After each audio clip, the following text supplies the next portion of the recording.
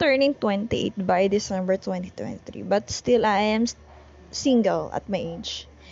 And na-realize ko na hindi jowa yung kailangan ko. Ang kailangan ko yung bagong surrounding. Kasi sa bahay namin may nagpaparinig. Alam ko deep inside nilalait na nila ako eh. Kesha Payat, Tuyot, etc. And nagmanifest nga siya noong October 1 kaya na-customer complaint ako dahil do sa bagay na negative. And I'm always praying for a new environment, new people, new chapter ng buhay ko na ibang tao yung kasama ko. Na matutuwa kapag naging maayos ako, tutulungan ako mag-grow, and hindi ako pahihirapan mentally. Kasi sa lugar namin, mahirap, kalaban yung utak.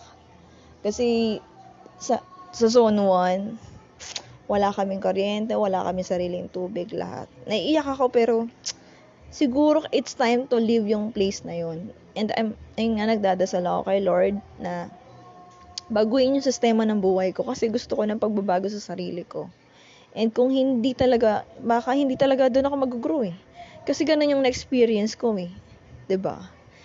And yun lang. Sana baguhin niya yung sistema ng environment ko para mag-grow. Umunlad naman ako, Lord. Baka naman, please. Ayoko na ng ganong buhay.